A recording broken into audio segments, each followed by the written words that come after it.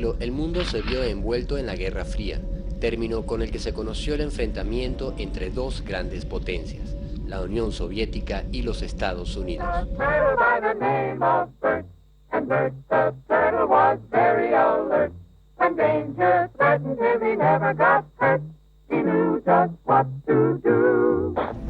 We have been compelled to create a permanent armaments industry of vast proportions. 3.5 million men and women are directly engaged in the defense establishment. It shall be the policy of this nation to regard any nuclear missile launched from Cuba against any nation in the Western Hemisphere as an attack by the Soviet Union on the United States, requiring a full retaliatory response upon the Soviet Union. The success of communism in Central America poses the threat that 100 million people from Panama to the open border on our south could come under the control of pro-Soviet regime. La supuesta lucha contra la expansión comunista durante la Guerra Fría fue el pretexto utilizado por los Estados Unidos para llevar adelante acciones de intervención en América Latina por más de 50 años. Invasiones, golpes de Estado, atentados y espionaje. Ningún país de la región se salvó de la injerencia, detrás de la cual no se encontraba sino el interés de dominar política y militarmente a los países del sur para tener garantizado el control de sus recursos y mercados. Con el derrumbe de la Unión Soviética a comienzos de los años 90, la lucha contra el comunismo internacional dejaba de ser una excusa válida para justificar la intervención del norte.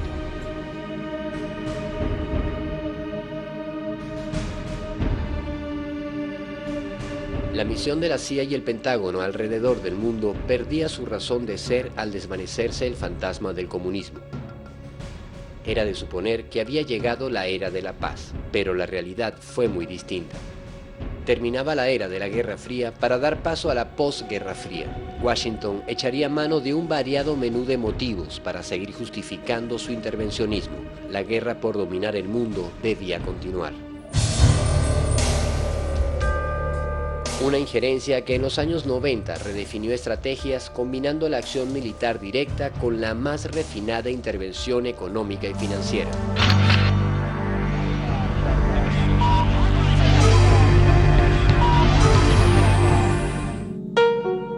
En 1988, Estados Unidos elige como presidente a George Herbert Walker Bush, un tejano heredero de una gran fortuna petrolera y con unos antecedentes muy particulares. Que en los años 90 está el padre de Bush. El padre de Bush antes era el director de la CIA. Si de algo sabía el nuevo presidente estadounidense, era de petróleo y de espionaje. Herbert Bush había llegado a ser el director de la Agencia Central de Inteligencia a mediados de los años 70, conectándose con elementos de la mafia que marcarían hitos en la historia del terrorismo mundial. Él tenía conocimientos y relaciones muy de cerca con gente como Orlando Bosch, con Posada Carriles, incluso en la época en cual él fue jefe de la CIA, es cuando se hizo uno de los actos tan horribles dentro de los Estados Unidos, que era el asesinato de Orlando Letelier. Bajo su mandato en la agencia se produjo el asesinato en pleno corazón de Washington del canciller chileno Orlando Letelier y la estadounidense Ronnie Moffett, así como la voladura del avión de Cubana de Aviación en las costas de Barbados, donde murieron 73 civiles. Una de las primeras medidas del nuevo presidente estadounidense fue la de indultar al terrorista Orlando Bosch implicado en esos crímenes, quien se encontraba preso por haber disparado un bazooka contra un barco en pleno puerto de Miami. Este indulto sorprendió a muchos, pero no a la mafia cubanoamericana que gobernaba el estado de la Florida y se mantenía muy unida en compromisos y negocios con la dinastía de la familia Bush. Mr. President, it is an honor and a thrill that you have come to Miami on behalf of my campaign. I'm extremely grateful for all of your support and encouragement in the past weeks.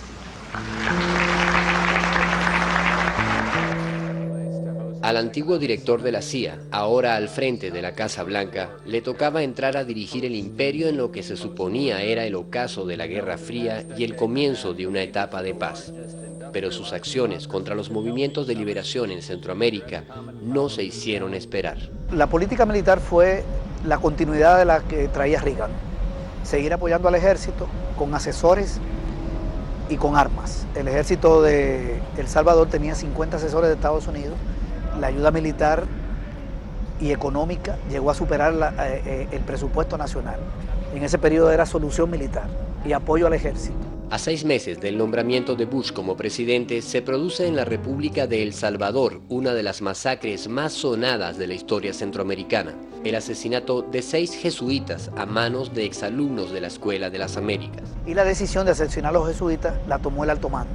Fueron enjuiciados 14 militares y apresados. El ejército asumió el asesinato. Para buena parte de la opinión pública mundial, estaba claro desde dónde se movían los hilos de aquel hecho, que se sumaba a las masacres contra civiles que durante 12 años se venían ejecutando con financiamiento estadounidense en la República de El Salvador. The question is, why are we supporting El Salvador? No, the question was, why are we killing priests in El Salvador? The answer is we're not. Now you be quiet. President Cristiani is trying to do a job for democracy, and the left-wing guerrillas must not take over El Salvador. Estados Unidos tenía el control realmente del ejército. Estados Unidos entrenaba a los militares allá, y no solo a los militares de bajo rango, sino que los generales. El general Vargas, que era el subjefe del Estado Mayor, tuvo participación en la Escuela de las Américas, recibió cursos.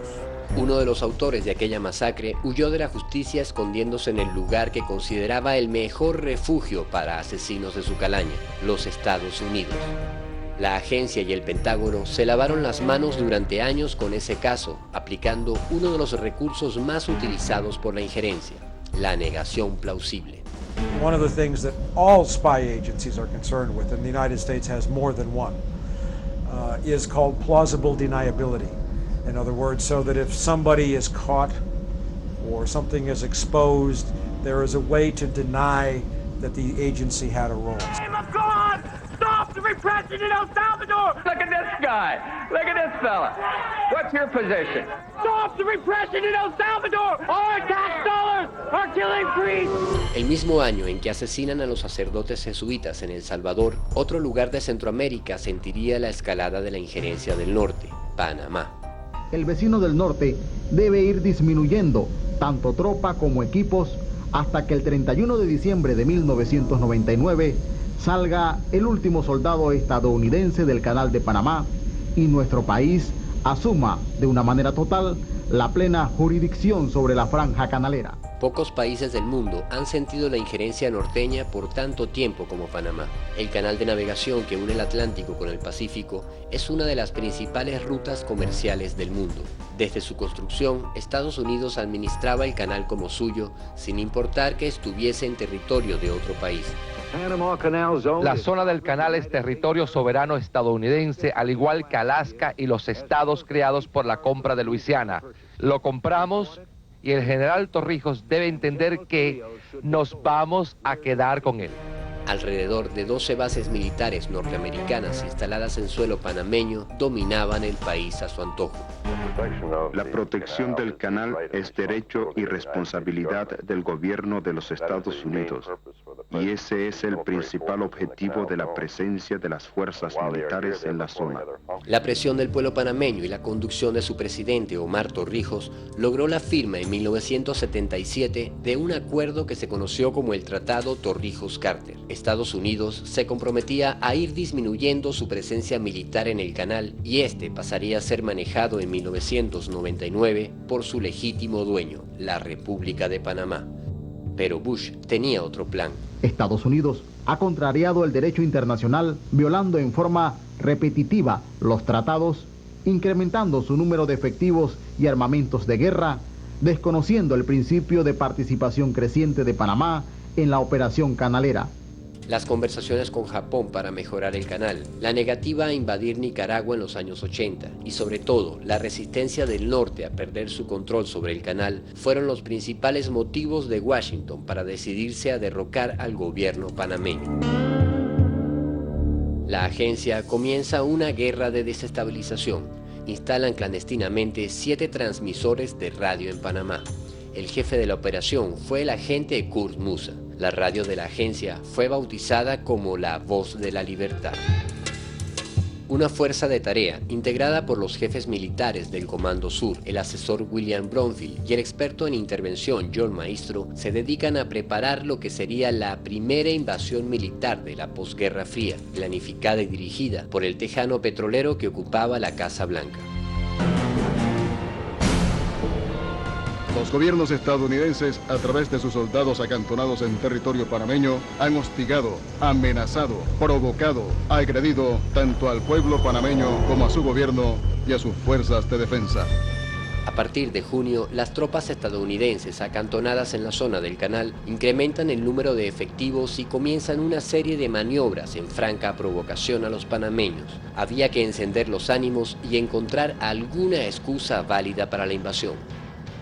1 de julio de 1989, aproximadamente 60 infantes de marina con 6 tanquetas Mowak en actitudes arrogantes e intimidatorias transitaron desafiantes frente al cuartel de la Guardia Forestal de Panamá. 2 de julio, el mismo contingente ocupó militarmente las instalaciones de la planta potabilizadora que abastece de agua al 80% de la población de la capital. 8 de julio, la soldadesca extranjera apostó tanquetas artilladas apuntando sus armas de guerra hacia nuestros soldados e instalaciones militares. 21 de julio, un contingente del Ejército Sur protagonizó en el área de Amador un ejercicio de evacuación de personal civil norteamericano. 22 de julio, aviones de combate con misiles aire-tierra volaron a baja altura sobre áreas residenciales y población civil. 22 de julio, se tomaron el Hospital Gorgas, propiedad de la República de Panamá, bloqueando las vías de acceso. 25 de julio, Gamboa, población bajo control y jurisdicción de la República de Panamá, fue motivo de agresión y de hostigamiento por un contingente militar armado del Ejército de los Estados Unidos. 4 de agosto, el área de Amador fue el motivo del desplazamiento de un contingente militar estadounidense combinados con demostraciones aéreas, poniendo en peligro la seguridad de los vuelos de aeronaves civiles y militares nacionales e internacionales. 4 de agosto. Vehículos blindados artillados cruzaron la carretera panamericana a la altura de Arraiján, intimidando y sembrando el pánico a su paso por las comunidades y áreas residenciales civiles de control y jurisdicción de la República de Panamá. Y es una irresponsabilidad grandísima, y más volar en un área que es territorio panameño y área de esparcimiento para los panameños. La prepotencia de las tropas norteamericanas quedó una vez más en evidencia esta tarde cuando periodistas panameños e internacionales fueron obstaculizados en su labor por parte de la prepotencia y la acción directa contra oficiales y miembros de estas fuerzas panameñas del orden público, así como autoridades civiles, alcalde, representante de corregimiento, corregidor y otras que fueron vejados, humillados, desarmados. A los periodistas, después de ofenderlos, les decomisaron su material y equipo fílmico.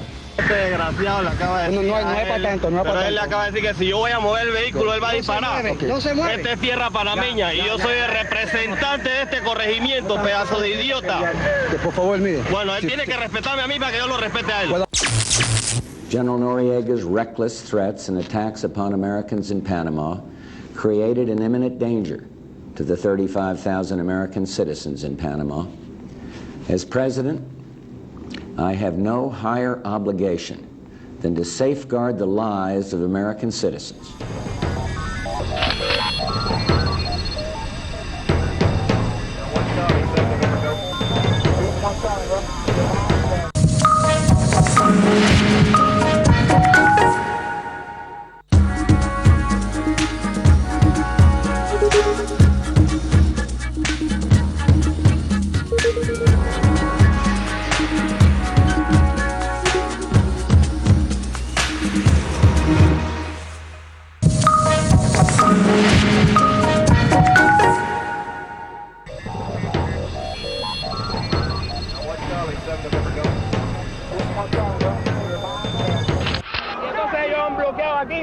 sobre pretexto de que problema de seguridad, ¿qué seguridad si el pueblo panameño nunca lo ha amenazado a ellos?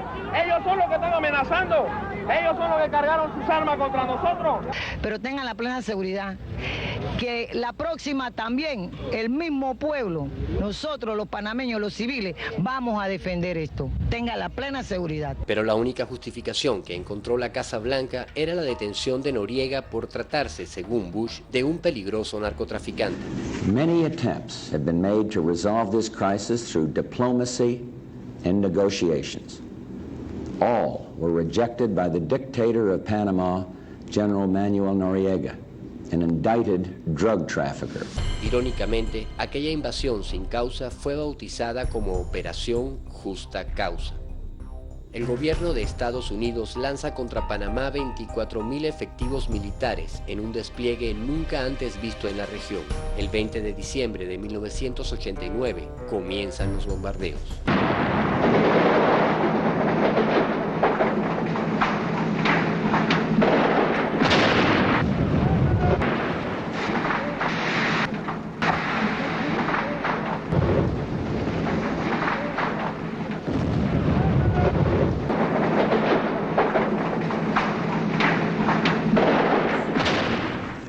Last night, I ordered U.S. military forces to Panama. No president takes such action lightly. This morning, I want to tell you what I did and why I did it. Las exiguas tropas panameñas resistieron como pudieron al invasor, pero ante la supremacía numérica y el despliegue tecnológico no les quedó ninguna oportunidad de victoria a los patriotas. Los guardias de defensa panameños que lograron resistir los primeros combates fueron perseguidos y aniquilados en los días siguientes por los perros de caza del ejército imperial.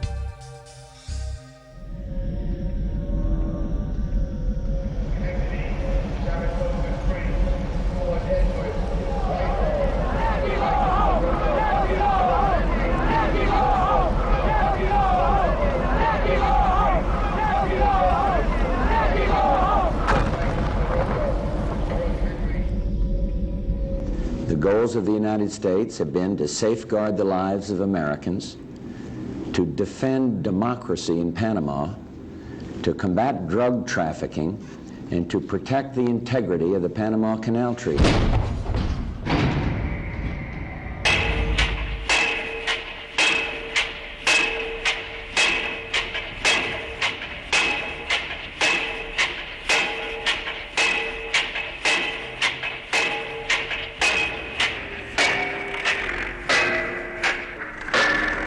One year ago, the people of Panama lived in fear under the thumb of a dictator. Today, democracy is restored. Panama is free.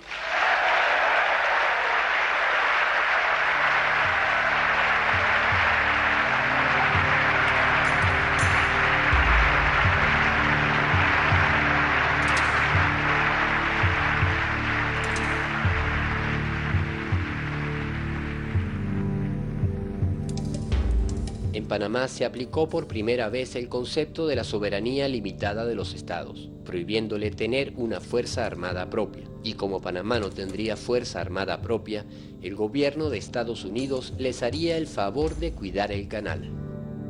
People of Panama lived in fear. Today, democracy is restored. Panama is free. Panama is free. Panama is free.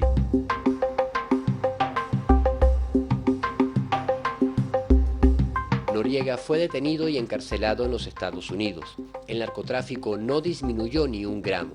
Los estadounidenses vieron irse sus impuestos en una invasión inexplicable, mientras la industria armamentista del norte se llenaba los bolsillos a costa de la sangre de los panameños. La injerencia del norte se había anotado otra victoria, ganándose la condena de los pueblos del mundo. Con la invasión a Panamá, Bush ponía en práctica el concepto de guerra preventiva y ejercitaba su tropa imperial para el golpe que un año más tarde daría contra Irak. El presidente Bush le anunciaba al mundo en su primer año de gobierno que efectivamente había comenzado una nueva era, pero que esta no iba a ser una era de paz. Él los años 90, después de la caída de la Unión Soviética, nosotros en los Estados Unidos nos habían prometido una época tranquila después de la Guerra Fría, y que las relaciones se ponía que iban a ser más tranquilos con nuestros vecinos. Pero luego nos dimos cuenta que había otra guerra, y es una guerra económica.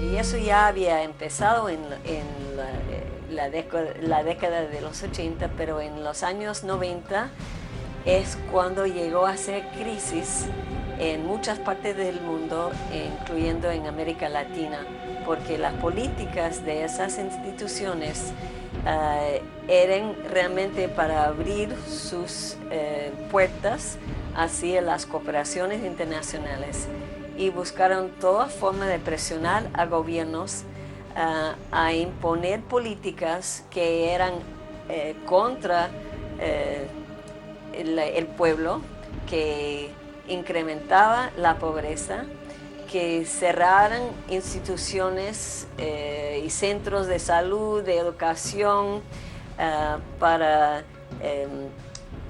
bajar el presupuesto, mientras tenían que eliminar barreras a la entrada de productos y servicios que venían de transnacionales. América Latina vivió en los años 90 un nuevo tipo de guerra con la aplicación de lo que se conoció como el neoliberalismo, una serie de medidas económicas tendientes a desangrar las economías latinoamericanas. Nosotros podemos decir que el neoliberalismo se instala en México de manera formal, de manera oficial, pero también de manera ortodoxa, dura, a partir de 1988, con la llegada al poder de Carlos Salinas de Gortari, sobre todo en el segundo periodo legislativo del 91, modifica totalmente el artículo 27 constitucional. El artículo 27 constitucional garantizaba el reparto agrario a los campesinos, pero a la par de la reforma constitucional se inician las negociaciones entre Canadá y Estados Unidos para firmar un acuerdo de libre comercio de América del Norte, o tratado de libre comercio con América del Norte. Los tratados de libre comercio no eran sino la aplicación del consenso de Washington, una serie de medidas impuestas a los países del sur cuyas recetas obligaban a aumentar impuestos, invertir menos en gasto público como salud y educación, liberar las importaciones, aumentar las tasas de cambio y de interés, liberar de obligaciones al capital extranjero disminuyendo las competencias de los estados y, sobre todo, vender los países por pedazos a través de las privatizaciones. Lo que han hecho es desmantelar los estados y hacer más fuerte a los grandes empresarios, destruir la agricultura en la mayoría de los países, porque al quitarle el impuesto a los productos importados y liberalizar el comercio exterior, lo que ha habido es una inundación de productos importados de Estados Unidos, sobre todo, y de Europa, pero sobre todo de Estados Unidos, y el desmantelamiento de áreas importantes de la agricultura. El caso argentino fue terrible, que quebraron 10 millones de hectáreas de tierra y 500 pueblos quebraron. Tanto Bush como el nuevo presidente que lo sucedería, Bill Clinton, emplearían estos tratados de libre comercio como el mecanismo para subastar a América Latina. Entonces, toda esa época de Clinton, por ejemplo, que Clinton tiene una cara así muy amable, que era amigo de todo el mundo, pero atrás de la presidencia de Clinton estaba toda esa política económica de dominación. El demócrata Bill Clinton es elegido presidente en 1992 y sería reelecto para un segundo periodo en 1996. The American people have voted to make a new beginning. Si bien tuvo importantes iniciativas sociales dentro de su país, mantuvo y profundizó las medidas de colonialismo económico hacia América Latina. Los tratados de libre comercio y las privatizaciones se impondrían a sangre y fuego. Nosotros decíamos en aquel entonces, y ahora lo tenemos ya confirmado, que no podía haber igualdad entre dos economías que son tan dispares. La economía norteamericana es una economía 50 veces más grande que la economía nacional. Entonces, en esas condiciones no puede haber más que una subordinación de la economía pequeña a la economía mayor. En este caso, de la economía mexicana a la economía norteamericana. Eso pasó después del 94. A los pocos años, a los 2 años, 3, empezaron a verse ya las consecuencias de lo que nosotros habíamos advertido, de que no iba a haber ninguna entrada al primer mundo, sino que lo que estaba generando en México era mayor pobreza, mayor degradación ambiental, mayor degradación social y mayor migración hacia los Estados Unidos. Ante ese tratado, quien sí se levanta y es el primer gran cuestionamiento que hay a nivel mundial contra el neoliberalismo, es lo que ocurre en el estado de Chiapas, en el sureste mexicano, con el levantamiento del Ejército Zapatista de Liberación Nacional. A nombre del Comité Clandestino Revolucionario Indígena, Comandancia General del Ejército Zapatista de Liberación Nacional, les damos la cordial bienvenida al encuentro intercontinental por la humanidad y contra el neoliberalismo. Este es el primer cuestionamiento al neoliberalismo en el mundo de una manera frontal. El levantamiento zapatista en 1994 sorprendería en sus cálculos a la CIA, tal como lo afirmó el oficial de Inteligencia Nacional para América Latina de la época, Brian Latell. El levantamiento zapatista nos tomó descuidados en la CIA y a todos en el gobierno de Estados Unidos. El ejército zapatista nos preocupaba como posible detonador de movimientos insurgentes en otras partes de América Latina. Es un movimiento de insurrección de nuestra organización que se llama Ejército Zapatista de Liberación Nacional, cuya dirección es mayoritariamente indígena, mientras en las dictaduras, y esto era visto con lógica. En este país empezaban a avanzar una serie de medidas dictatoriales, ¿no? Los esfuerzos por contener las rebeliones populares no surtieron efecto. Extrema pobreza a que llevaban las medidas económicas impuestas. Así que yo diría que los años 90 era la época de esa guerra económica y también el combate contra ese tipo de imposición. Es donde con más ahínco se aplicaron las medidas del Fondo Monetario Internacional. País muy rico en petróleo, lo ha sido también en miseria y exclusión. A pesar de los inmensos recursos con los que contó el país por décadas, las condiciones de vida de gran parte de los venezolanos en poco o nada se beneficiaron de esas riquezas.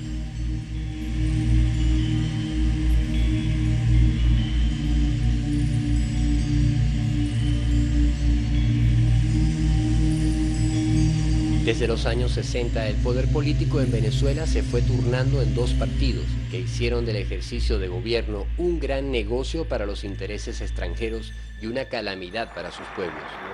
La circunstancia que está viviendo Venezuela y las orientaciones de la política del presidente Bush nos ha acercado mucho más, puesto que son cuestiones fundamentales lo que en este momento estamos tratando con los Estados Unidos. Gobernantes que a cambio de llenar sus bolsillos acataron las órdenes de organismos extranjeros para amarrar la economía del país a una deuda externa impagable, un mecanismo de dominación económico basado en el soborno y la corrupción que le rindió grandes ganancias a su creador, el capital internacional y el imperio del norte.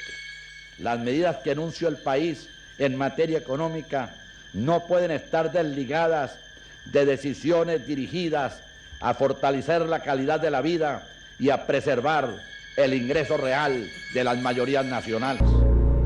Demagogia y represión fueron las herramientas con las que los gobernantes de turno creyeron que podían perpetuar la aplicación de aquellas medidas. Esta medida es sana. Esta medida es sana, es necesaria. Produce inicialmente dificultades. No lo negamos, no deseamos esas dificultades. Nos duele esa circunstancia y ya las medidas anteriores iban orientadas en ese mismo sentido.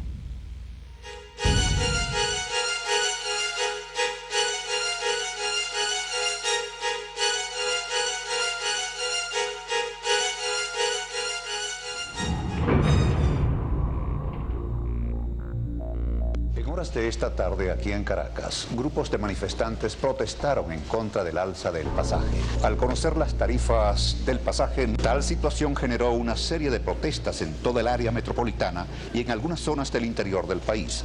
Aquí en Caracas resultaron heridas varias personas, fueron incendiados varios autobuses y sustraídos artículos y prendas de diferentes establecimientos comerciales ubicados en la ciudad. El 27 de febrero de 1989, las calles de Venezuela fueron tomadas por la gente en rechazo a las medidas que aplicaba el Fondo Monetario Internacional a través del presidente Carlos Andrés Pérez. Porque no quieren aumentar al trabajador. ¿Cómo es? Todos nosotros aquí lo que estamos es puro pelando, eso no es así. Uno aumenta el pasaje, los estudiantes, la comida, todo. Entonces, ¿qué es lo que quiere la gente? ¿Qué es lo que quiere esa gente? ¿Verdad? Uno se muera de hambre, no es así. Que bajen todos los precios. Cuando bajen todos los precios, uno se queda tranquilo. La violencia continúa en todo el centro de la ciudad, cuando efectivos de la Policía Metropolitana y de Inteligencia, este cuerpo policial, hacen frente a centenares de manifestantes que se encuentran saqueando muchos de los locales que aquí se encuentran. La policía, que ha estado apoyada por el Ejército y por efectivos de la Guardia Nacional, ha tenido que disparar para poder hacer correr a todos los sujetos que se encuentran saqueando muchos de estos establecimientos. Estos sucesos, conocidos como el Caracazo, le quitaron la máscara a la falsa democracia que gobernaba el país. Decreta, artículo primero, se suspenden en todo el territorio nacional las garantías establecidas en los ordinales primero, segundo, sexto y décimo del artículo 60 y en los artículos 62, 64, 66, 71 y 115 de la Constitución, dado en Caracas a los 28 días del mes de febrero de 1989. El plan económico que provocó aquellos sucesos siguió en marcha con un objetivo muy claro. Entonces empiezan con el ajuste y el consenso de Washington a hablar de privatización. Es decir, que todo aquello que le daba prestancia al Estado desarrollista, que había generado empresas en actividades estratégicas, entonces ahora tiene que venderla. En los años 90 fue, si se quiere, la venta del país. Intentaron aplicar a fondo todas las recetas del Fondo Monetario Internacional, todos los procesos de privatización en materia de telecomunicaciones, en materia de lo que eran distintos servicios fundamentales para el país, en materia de lo que eran los medios de comunicación. Vamos a restar el déficit fiscal para disminuir la inflación, reducir el número de evasores fiscales y los subsidios que distorsionan la economía. Yo creo que la Agenda Venezuela resumía además todo lo que eran las principales banderas para la privatización, que era toda una campaña de debilitar el Estado, de dejarle todo al mercado, de que el Estado, digamos, el Estado era ineficiente, que el Estado no debía jugar un papel fundamental. Vamos a multiplicar las oportunidades de financiamiento en los sectores industrial y agrícola con el apoyo de organismos internacionales para el logro de una Venezuela mejor. Con la Agenda Venezuela, el país fue perdiendo importantes empresas a través de las políticas de privatización en los años 90. La aerolínea estatal Viasa fue una de ellas. Viasa, la línea aérea de Venezuela. Yo fui tripulante de cabina durante 20 años aquí en nuestra línea aérea bandera Viasa. La Torre Viasa. ¿Cuánto recuerdo guarda para nosotros esta torre? Esta es la Torre Viasa, lo que queda de ella. Tristeza es lo que nos da aquí a nosotros cada vez que venimos aquí. Siempre estamos dándole la vuelta. Este era el cerebro de Viasa. Aquí estaban todas las oficinas. Aquí se controlaba Viasa todas sus operaciones, pasajeros, mantenimiento, las nóminas, todo funcionaba en este edificio. Mucha gente, muchos venezolanos y muchos extranjeros se acuerdan del buen servicio de Viasa, y esto es lo poco que quedó de esa empresa que fue orgullo nacional.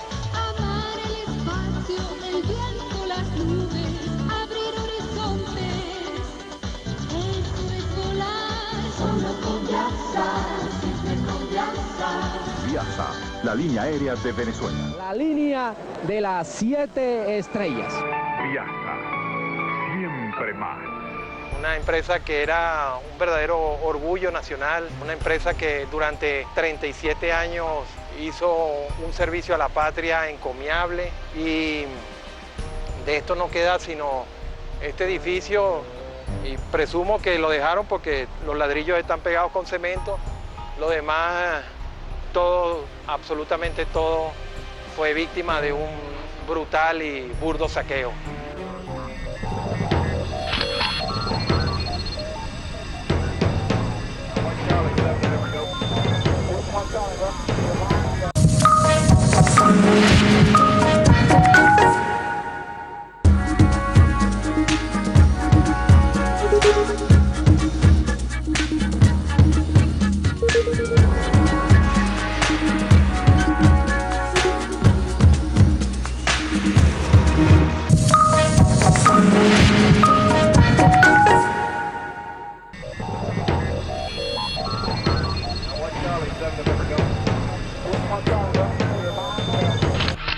Cuando se privatizó la empresa, sabíamos que no era para nada bueno. El proceso que se estaba utilizando, el proceso neoliberal, que consistía en privatizar todas las empresas del Estado, a la larga eso nos iba a causar problemas. Y eso tratamos nosotros de evitarlo, pero ¿qué va? Nuestros ruegos, nuestras peticiones no fueron atendidas, porque las instrucciones eran destruir la empresa, sacar los equipos, repotenciar a Iberia y desaparecer a Viasa. Agenda Venezuela. La forma de colocar cada cosa en su lugar. Inclusive en aquella oportunidad hablamos con el señor Teodoro Pekov, que era el presidente del Fondo de Inversiones de Venezuela. Y era en una reunión lo que nos dijo fue, bueno, Viasa es una empresa, lo que hay es que meterla en una poceta y tirar la cadenita y bajarla. Agenda Venezuela. La forma de colocar cada cosa en su lugar. En el segundo gobierno de Caldera se llevó la empresa a la quiebra y se declaró en quiebra, y nosotros, los venezolanos, que nos quedamos sin nuestra línea bandera, somos los que aún a 11 años estamos sufriendo las consecuencias de ese proceso de privatizaciones y neoliberalismo que ocurrió en aquella época. Dividir los impuestos equitativamente para que pague más quien tenga más y pague menos quien tenga menos. Más, menos, más, menos, más, menos, menos, menos, menos. O sea, las instrucciones ya estaban dadas.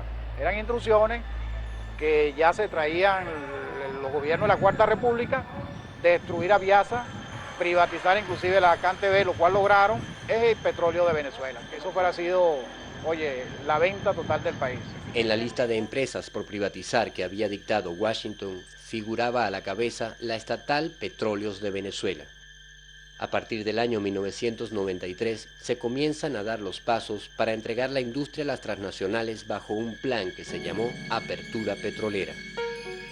Hoy 14 empresas petroleras extranjeras suscribieron con la Corporación Venezolana de Petróleo, filial de PDVSA, los contratos de asociación para la exploración y explotación de campos petroleros bajo el esquema de ganancias compartidas. Tras un complicado malabarismo técnico de palabras, los impulsores de la apertura petrolera escondían una verdad muy simple: Venezuela perdería su petróleo. No olvidemos que la política de apertura petrolera tenía como propósito fundamental el estrangulamiento de la industria petrolera nacional para provocar su privatización.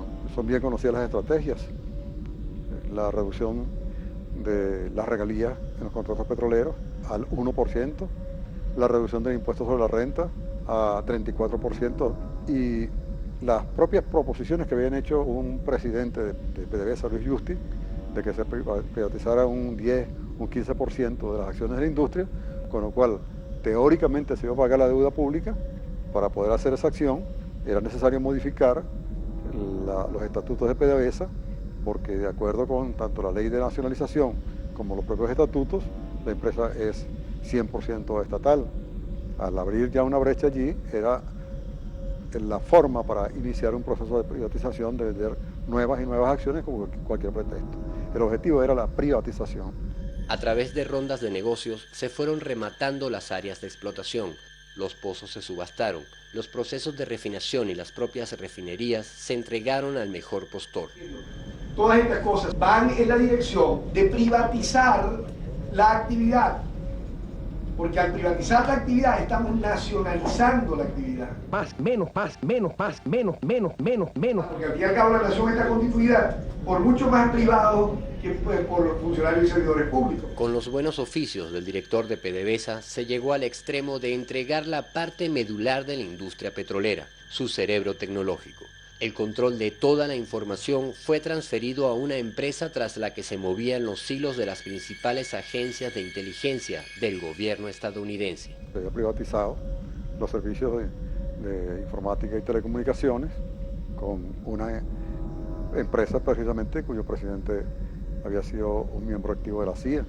A partir de esa entrega, la industria petrolera podía ser manejada íntegramente desde Washington. Y una industria tan modernizada como es esta, pues funciona en su totalidad, lo que son las nóminas de personal, pago de empresas, exportaciones, importaciones, etcétera, etcétera, todo eso está informatizado y centralizado.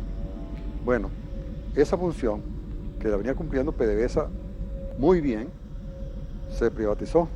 La mayoría de las acciones las asumió esa empresa norteamericana, SAIC, con un mínimo de participación de PDVSA, y eso garantizaba que el control de toda la información y todas las comunicaciones de la empresa estuvieran bajo el control de SAIC.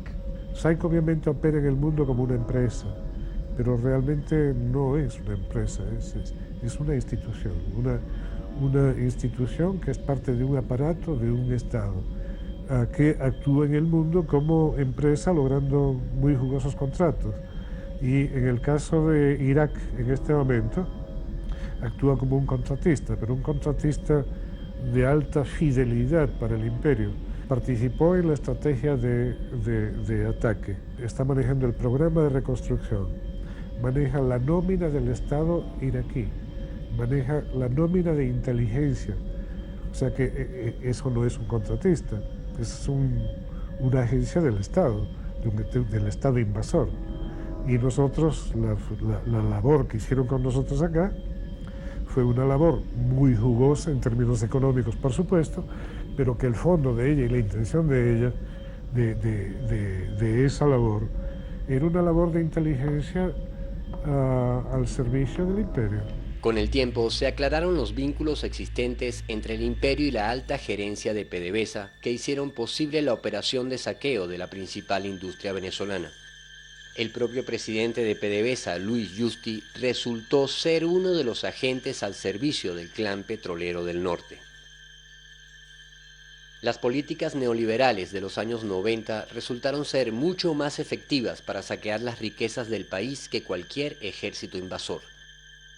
Las privatizaciones encubiertas bajo la Agenda Venezuela y la apertura petrolera cumplieron a cabalidad el plan dictado por el Consenso de Washington. Una verdadera invasión silenciosa ocurría ante los aplausos y alabanzas de los gobiernos de turno, mientras la pobreza iba en aumento y la respuesta a los reclamos de la población era cada vez más violenta.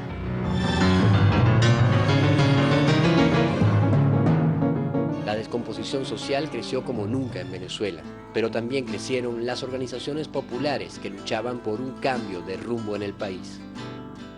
Algunos miembros de las Fuerzas Armadas fueron parte en ese proceso, y un movimiento llamado Bolivariano 200 se dio a conocer al mundo al rebelarse contra el gobierno en la insurrección cívico-militar del 4 de febrero de 1992.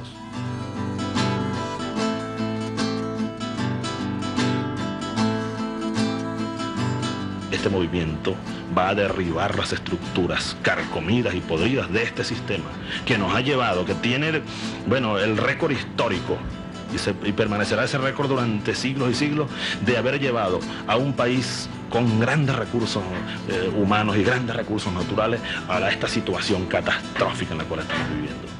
La acción de estos jóvenes militares, inspirados en el ideario del libertador Simón Bolívar, trató de devolverle la soberanía al país, pero fueron derrotados a las pocas horas por las fuerzas del gobierno. De allí comenzaron ellos a analizar, me propusieron un mensaje a los compañeros en armas por todos los canales y los medios de comunicación. Yo le exigí mi boina, exigí, bueno, salir con todo mi uniforme y bueno, mira, en un tris, como dicen allá en el llano, estaba yo frente a las cámaras. Mi intención fue enviarle un mensaje a los compañeros y de tranquilidad al pueblo venezolano para evitar, pues más, como lo dije en esa ocasión, más derramamiento de sangre. Y este mensaje bolivariano va dirigido a los valientes soldados que se encuentran en el regimiento de paracaidistas Aragua y en la brigada blindada de Valencia. Compañeros, lamentablemente por ahora los objetivos que nos planteamos no fueron logrados en la ciudad capital. Es decir, nosotros acá en Caracas no logramos controlar el poder. Ustedes lo hicieron muy bien por allá, pero ya es tiempo de evitar más derramamiento de sangre, ya es tiempo de reflexionar y vendrán nuevas situaciones y el país tiene que enrumbarse definitivamente hacia un destino mejor. Así que oigan mi palabra, oigan al comandante Chávez que les lanza este mensaje para que por favor reflexionen y se pongan las armas, porque ya en verdad los objetivos que nos hemos trazado a nivel nacional es imposible que los logremos. Compañeros, oigan este mensaje solidario, les agradezco su lealtad, les agradezco su valentía, su desprendimiento y yo ante el país y ante ustedes asumo la responsabilidad de este movimiento militar bolivariano. El breve mensaje ante las cámaras de aquel joven militar no solo llegó a sus compañeros de armas. Las palabras de Hugo Chávez Frías y la acción de aquel movimiento marcarían el inicio del cambio hacia un nuevo proceso de lucha. Carlos Andrés Pérez se vería obligado a renunciar a la presidencia ante el terremoto político que significó aquella insurrección. Tras un breve periodo de transición, el socialcristiano Rafael Caldera llegaría a la presidencia para continuar impulsando las mismas medidas económicas dictadas por el Fondo Monetario Internacional. La privatización es un negocio donde nadie pierde y todos ganan.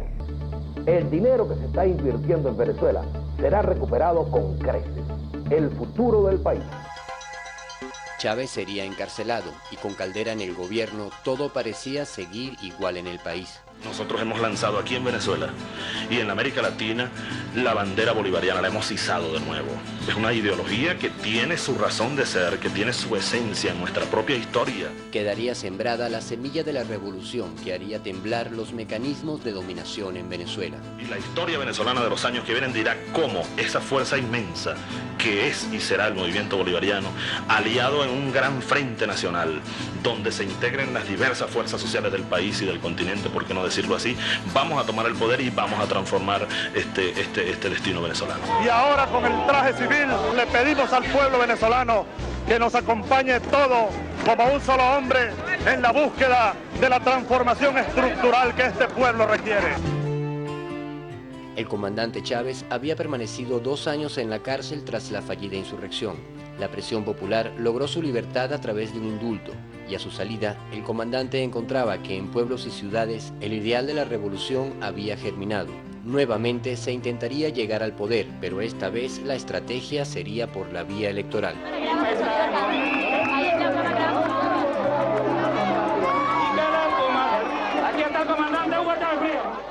Hemos salido a este encuentro fervoroso con el pueblo, a este encuentro fervoroso con los jóvenes venezolanos, para llamarnos a la lucha.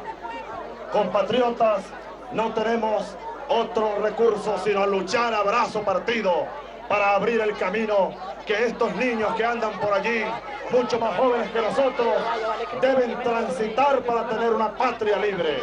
Nosotros hoy, lamentablemente, tenemos que decirlo, no tenemos patria libre. La patria la violaron, la patria la mancillaron, la patria la acabaron tanto corrupto y tanto traidor.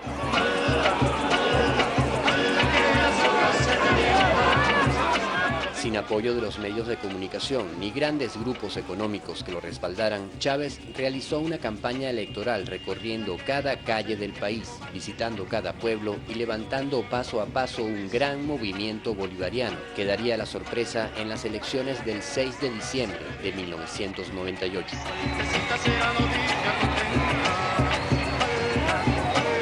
Hugo Chávez, un teniente coronel retirado, es el presidente electo de Venezuela. Chávez se impuso abrumadoramente con el 56% de los votos. Luego de su victoria por amplio margen en las elecciones del domingo, Venezuela ya tiene un nuevo presidente y en las calles celebran el triunfo. Sus seguidores se lanzaron a las calles del país para celebrar la victoria de Hugo Chávez.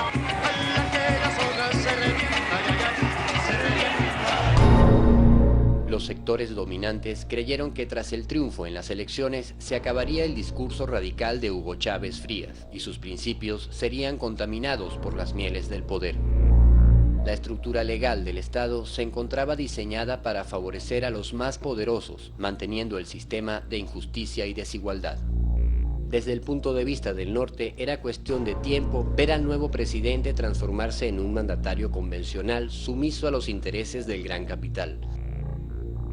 Pero no fue así, y los cambios en el país comenzaron desde el primer día de su investidura como presidente. Lo más importante para mí es la nueva ola que se abre en América Latina con la Revolución Venezolana, que se inicia en el año 99 con la toma de posesión de Chávez, en el marco de un declive del imperialismo norteamericano, que es un tema muy largo, pero que se resume en su carencia de agua y de energía y en su pérdida de peso en la economía mundial.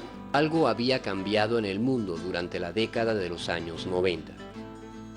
Desde el foso de miseria en que América Latina había sido sumida, surgían fuerzas de cambio que le torcerían el rumbo a la historia, ganándole terreno al colonialismo neoliberal. Ahora sí creo, rodeando por todas partes, que estamos a las puertas de una inmensa victoria histórica, estratégica, táctica. Terminaban los años 90 y comenzaban tiempos de revolución en América Latina.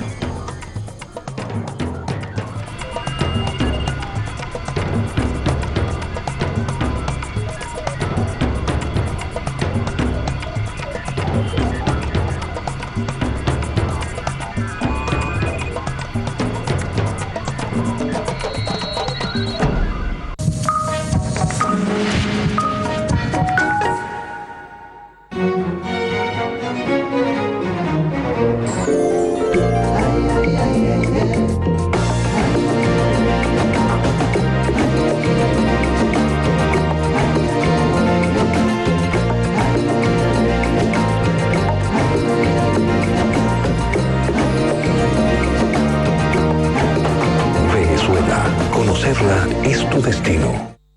Este 14 y 15 de abril, 34 jefes de Estado y de Gobierno se reúnen en la Sexta Cumbre de las Américas. Bajo el lema Conectando a las Américas, socios para la prosperidad, Cartagena será el escenario para discutir la integración física y la cooperación regional como medios para alcanzar un mayor nivel de desarrollo. Siga por Telesur la cobertura en vivo con los detalles más importantes de este encuentro, de la mano de nuestros corresponsales Angie Camacho y Milton Henao. 14 y 15 de abril, Sexta Cumbre de las Américas.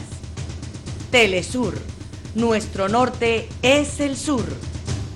Este miércoles 11 de abril, Telesur le invita a participar en nuestro foro web. Conversa en directo con el filósofo Miguel Pérez Pirela en torno a los sucesos acaecidos el 11 de abril de 2002 en Venezuela, a través de nuestra web www.telesurtv.net. Telesur, nuestro norte es el sur. Actualidad en contexto. 18 años del genocidio de Ruanda. 2 de octubre de 1990. Inicia un cruento enfrentamiento bélico entre las Fuerzas Armadas ruandesas, brazo armado del gobierno de mayoría Hutus, y el Frente Patriótico Ruandés, conformado por miembros de la etnia Tutsi en el exilio. El conflicto entre las élites se basa en la lucha por el poder, la tierra y el temor a ser exterminado. La guerra civil se prolonga hasta el año 1994. Las potencias occidentales más influyentes en ese tiempo en la pequeña nación africana son Estados Unidos, Francia y Bélgica. Las naciones intervienen en el conflicto creando una serie de condiciones que hacen la matanza masiva inevitable. 6 de abril de 1994. Un misil derriba el aeroplano que llevaba al presidente Hutu de Ruanda, Juvenal Habyarimana, de regreso a Ruanda, luego de firmar el acuerdo de paz de Arusha, para el cese al fuego que implicaba la implementación de un gobierno equitativo entre Hutus y Tutsis. Un punto de inflexión que da paso a un atroz genocidio. Permanece la incógnita. ¿Quién derribó el avión presidencial ese día? Una falange mayoritaria y radical de la etnia Hutu prepara el aniquilamiento masivo tanto de Tutsis como de Hutus moderados u opositores del régimen de Habyarimana y cercanos al Frente Patriótico Ruandés. Esa misma noche se desencadena una matanza indiscriminada y atroz, un genocidio de carácter étnico y político. La misión es llamada Opción Cero. El régimen militar oficial contaba con una milicia radical de 30.000 hombres organizados a lo largo del país. Sus miembros podían adquirir rifles de asalto AK-47 con solo rellenar un formulario. La misión duró 90 días. Más de 800.000 personas fueron asesinadas, lo que implicó el 11% del total de la población o 4/5 de los Tutsis que vivían en el país. Además, provocó 200.000 huérfanos, viudas y un éxodo masivo de 2 millones de refugiados. Todo esto se da bajo la mirada cómplice de la comunidad internacional. Según analistas, el Banco Mundial y el Fondo Monetario Internacional, bajo el programa de ajuste estructural, financiaron la masacre. El gasto estimado fue de $134 millones solo en la preparación del genocidio. La Organización de las Naciones Unidas no hizo nada para impedir el exterminio. Para otras organizaciones no gubernamentales, Ruanda supuso una cruel constatación de las fallas de la acción humanitaria.